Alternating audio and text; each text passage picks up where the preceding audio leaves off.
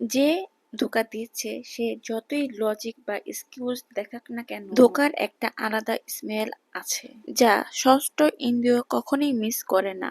কেউ ধোঁকা দিলে বোঝাই যায়।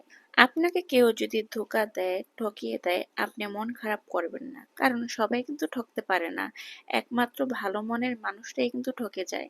ঠকে যাওয়া মানে এটা না যে আপনি বোকা, আপনি কিছু বোঝেন না, আপনি কিন্তু সবই বোঝেন। কিন্তু যারা ঠকিয়ে দেয় তারা হচ্ছে একটু বেশি ওভার স্মার্ট। তারা ভাবে তাদের পাশের মানুষটা কিছুই বোঝে না, কিন্তু সে এটা একবার বোঝার চেষ্টা করে না যে তার পাশের মানুষটা তাকে অনেক বিশ্বাস করে, তাই কিন্তু সে যা বলে তাই বিশ্বাস করে নেয়। কিন্তু দেখা যায় আমরা যাদেরকে বেশি বিশ্বাস করি জীবনে, তারাই আমাদেরকে অনেক বেশি ঠকিয়ে দেয়। তো যাই হোক, আসসালামু আলাইকুম, কেমন আছেন আপনারা সবাই? আশা করি ভালোই আছেন। দেখেন, আমাদের বাসায় ছোট্ট একটা ক্যাট আনা হয়েছে। আজকে গিয়েছিলাম একটু বাহিরে কেনাকাটা করার জন্য। কেনাকাটা করার শেষে দেখা যায় আগে এই ক্যাটটা অর্ডার দেওয়া ছিল, তো আসার টাইমে আবার বাসায় নিয়ে আসলাম। বাসায় আনার পর দেখেন আমার হাজবেন্ড ক্যাটের জন্য আবার কত কিছু নিয়ে আসছে। অ্যাকচুয়ালি আমি অত ক্যাট ভালো মতো পালতে পারি না, কিন্তু আমার ফ্যামিলির, আমার হাজবেন্ড, আমার বাচ্চারা খুবই পছন্দ করে। ক্যাট যখন আমাদের বাসায় প্রথমে আসছে ও কিন্তু প্রচুর ভয় পেয়ে গেছে, কারণ আমার বাচ্চারা ক্যাট দেখে খুবই খুশি হয়ে গেছে, খুবই দেখা যায় ওরা শাউটিং করতেছিল। ক্যাট দেখে প্রথমে এমন ভাবে একটা দৌড় দিয়েছে, একদম খাটের নিচে এসে লুকাইছে। ওকে সারা রাত আর বের করতে পারিনি। তো যাই হোক, খাট সরিয়ে যখন ওকে বের করেছি ও দৌড় দিয়ে চলে গেছে। দৌড় দিয়ে চলে যাওয়ার পর ও এমন জায়গায় লুকাইছে, আমার তো ভেবেছি ও বুঝি বারান্দা দিয়ে বাহিরে চলেই গেছে, ওকে আর খুঁজে পাই না।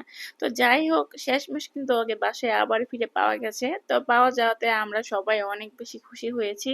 ওর জন্য দেখেন ছোট্ট একটা ঘরও কিনে আনা হয়েছে, মাশাআল্লাহ খুবই সফট। তো ওর জন্য আবার কি খাওয়াবো? ক্যাট ফুড খাওয়াচ্ছি না, কারণ আমি দেখেছি আগেও আমাদের একটা বিড়াল ছিল, ওটা ক্যাট ফুড খেলে না ওদের টয়লেটে খুবই দুর্গন্ধ অনেক বেশি হয়। তো যাই হোক, আমি বাহিরে গিয়েছিলাম, একটু বেঙ্গল মিট গিয়েছিলাম, ওখান থেকে একটু গরুর মাংস নিয়ে আসলাম। নিয়ে এসে এখন রাত্রিবেলা রান্না করে সন্তানদেরকে, হাজবেন্ডকে খাওয়াবো। খাইয়ে আমার রাতের সম্পূর্ণ কাজ শেষ হয়ে যাবে। অবশেষে একটা কথাই বলবো, জীবনে কেউ যদি ঠকিয়ে দেয় মন খারাপ করবেন না, বিশ্বাস রাখবেন নিজের উপর, কারণ আপনি হচ্ছেন ভালো মানুষ।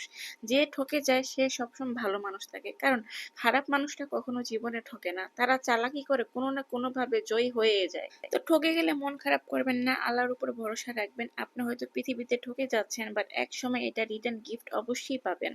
শুধু সময়ের অপেক্ষা। আল্লাহর উপর বিশ্বাস রাখবেন, নিজের উপর বিশ্বাস রাখবেন, অবশ্যই সৎভাবে চলাফেরা করার দরকার আছে জীবনে। তো আজকের মতো এ পর্যন্ত। এই ভিডিওটা কেমন লেগেছে অবশ্যই কমেন্ট করে জানাবেন। আল্লাহ